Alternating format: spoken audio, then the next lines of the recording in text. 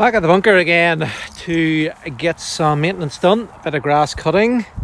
I was here a couple of weeks ago to cut the grass, so it is not too bad. Shouldn't take me too long. Don't really have very much to do below ground. I need to sort this paint blister out at some point. There is obviously water in that. So I had one here a couple of years ago. I actually had to cut that out and repair it. Actually that's it there, so I might have to do the same on that. It's obviously coming in from here. That's one of the drains, and the water comes down in there, so it's obviously getting in underneath the paint and getting there, so I have to fix that. And yeah, so just a little bit of grass cutting, and then we'll get down below ground and see how that has fared, because I haven't been down below ground in about a month or so. So yeah, get this grass cut and then I'll be back. Right, halfway done. So we are. Looks much better with the grass cut. Always a heck of a lot tidier to do. Didn't take me very long. I was only about 10 minutes. So a little bit more to do. I will show you what that looks like, and then we'll go down below ground. Okay, back in a minute. And done. Looking much better now.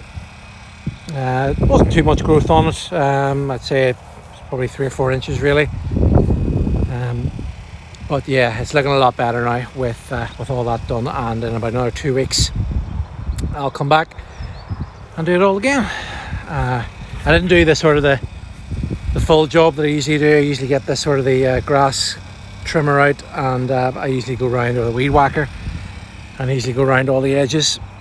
Just before open days I would usually do that, but I just found out I don't have any of the line in it, so I have to get a new spool of that. I have the generator running, so on playback, if I find out that the audio is a bit loud, I'll drop down the volume. But yeah, we're going to climb down now. So this was requested that I do this on camera. You can see I have a little leak there as well. I have a little bit of rusty water dripping down. I've had that for years, and it used to be up there, then it was here, and I keep putting filler on it, and it's just making its way down. So a little bit more filler on that, waterproof filler, and paint that white again. But other than that, I don't expect there to be any water down there. It'll be bone dry. Right, power is on, yes. Right, let's climb down in the most civilized way I can. I'm going to lock the focus just so that it doesn't go crazy.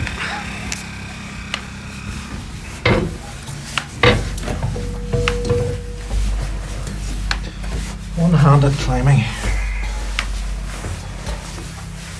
A bit more to go. There we go. And no, there is no water down there, which is good. We had a good bit of rain recently, so I will open that. I will make sure the RCD, there's a bit of a light on, and I'll get the main light on. There we go. Yep. Smells nice and dry. I know that sounds weird, but you can, if you've ever been in a damp building, they have that certain smell, and no, it is good. I have the radiator turned off, don't really need it. Yeah, down here feels reasonably dry. All of this feels really dry as well. It doesn't feel damp, which is good. And yeah, as you can see, sort of like a time capsule down here. Every time you come down, you do expect to see something different, but you never do. It's always the same. Now hold on, I have something in my pocket here. I have these little stickers. So as you can see, I've already got some little stickers on here, and those denote posts that have been restored. That is Korean post. I did a video about that last year, and it's sort of 3/4 restored, and hopefully once lockdown is over again and we've sort of got COVID behind us, we can start doing Korean again. But yeah, there's all the other, there's loads more posts in this that have been restored, but these are posts that have been restored and that have access to the Teletot network. That bit of kit there, so we can all talk to each other. So there are quite a few more now that have been added to that list. So I'll get a list and start adding to them, but what I wanted to do is just put some arrows and things on here just to denote where certain things were, like where were the headquarters and where people are. So when they're looking at the map, they can say, oh yes, that's where we are there when they're visiting. So yeah, I'll get on and do that and be back in a second.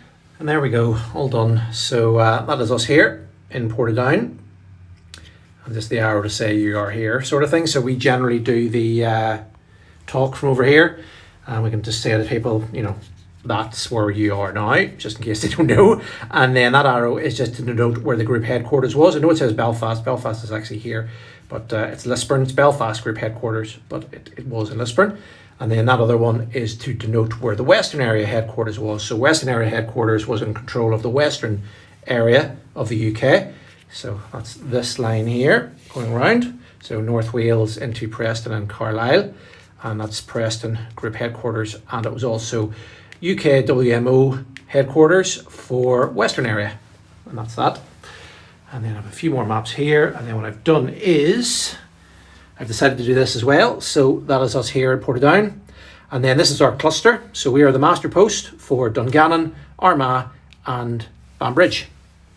And of those 4 posts, only here and Banbridge are still standing. Unfortunately, Armagh was demolished about 5 years ago, and Dungannon was demolished soon after closure in 1991 in the mid-90s. But yeah, I've done another quick clean as well, just wipe things down a little bit. I've taken all the batteries out. I remember that I had batteries in all of these. Just realised that these are original MOD batteries. So I took those out and took the batteries out of that one, and I have another one over there. So all the batteries out of those just to keep them good. My automatic light in here, the batteries are flat in that as well. I have a little automatic light in there that comes on when it detects movement. So I need to get new batteries for it. I've emptied out all of the moisture absorbers and put new ones in, and just done a general little wipe down of everything. But yeah, the leak's not too bad. There's no water in there at all. It's bone dry, which is good. In the sump, it's always good when the sump is bone dry. You don't have to do anything. And the sump, ever since I've sort of taken over the post 11 years ago, there has very, very, very rarely been water in that. So which is good. Kick plate is so that you can actually see that the post is raised up. The floor, generally when you go on an ROC post, the floor is level down here, but they actually added a fake floor and insulated the walls. So the post is slightly smaller height wise and width wise as well. So something you don't see very often in an ROC post is a fake floor. In fact, a friend of mine had one on his post and he ripped it all out because it was all rotten. But whatever way they've done this one, it has stood the test of time. And the drips, there's, you just see a little bit where the paint is flecking off there. I will repair that at some point. But the drip just comes to here. And then it looks as if it generally just dries itself. So there's a little bit more there. So what I'll do is I'll repair that up the surface and then get all this painted again. Toilet area, storage area is good. No sign of mold on anything. Yeah, nice and clean in here. In here, it was very, very dirty in here when I took over the post. And yeah, it hasn't changed in 11 years. It's just painted it once and then it was done. And then in here, as always, looks great. It's been amazing that we are in the 11th year that I've had this post now. And it's pretty cool having your own nuclear bunker. And I think anybody who sort of is interested in restoring a post, it might seem daunting at first, trying to get all the bits of equipment and, where do you start? What part do you start restoring? And I've been very lucky with this post, and I've been very lucky with the friends I've made. And yes, it's a lot harder to get equipment now, and it's a bit more expensive, but you will get it if you look hard enough and you really, really want it, and you make good friends and you sort of prove your worth to the community, because there is quite a big community, ROC community and restorers community. And if you're a decent sort of person, we will sort you out with equipment. Don't you worry. And that's what we try to do, because it's got to the point now where it's so difficult to get equipment that the only way is to sort of barter with other people and swap things and lend things to people. So that's the way it is. But I am off to get a coffee, and then I'm going to go home and probably have a barbecue because it's a lovely day today. But listen, folks, next video will be the second part of the Deutsche Demokratische Republik video. I'll be looking at sort of more DDR collectibles and stuff you can get on eBay and how to get into collecting. And that'll be coming up in a week or two. But until then, thank you very, very much for watching, and I'll see you all again next time. Bye bye.